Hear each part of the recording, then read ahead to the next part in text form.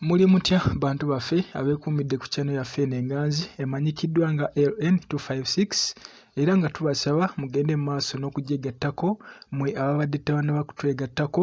Amannya mpitibwa Sande omuweerezaawo era ng'olunaku olwaleero mu vidiyo yaffe eno nkuleetedde amannya 20 agakyasinze okutuumibwa abaana ab'obuwala okwetooloola ensi yonna. Gwe ky'oba omanya gano amannya ge gakyasinze okutuumibwa abaana ab'obuwala.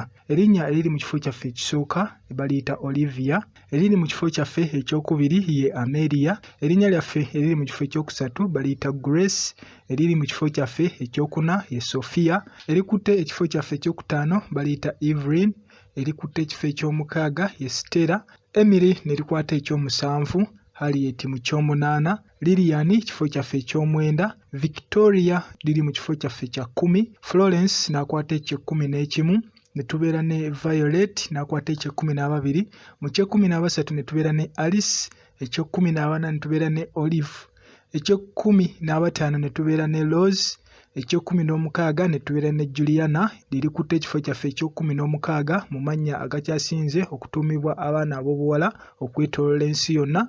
Ali mu kifo eky'ekkumi baliyita Eva, ekifo kyaffe eky'ekkumi ne tubeera ne Maria, ekifo eky'ekkumi ne tubeerawo ne Maya, then erikutte ekifo ekya20 lirya Elizabeth era abasinga mulitegeera.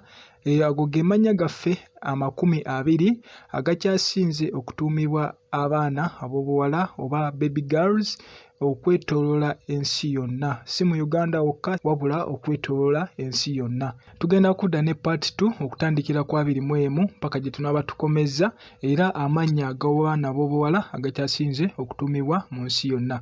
Mwebale nnyo okubeera ku channel yaffe eyitibwa LN256 era nga tubasaba mmwe abatannaba twegattako mugende mu maaso n'okutwegattako kubanga ebirungi wano we bitandikira. Mwebale nnyo, mwebalire ddala.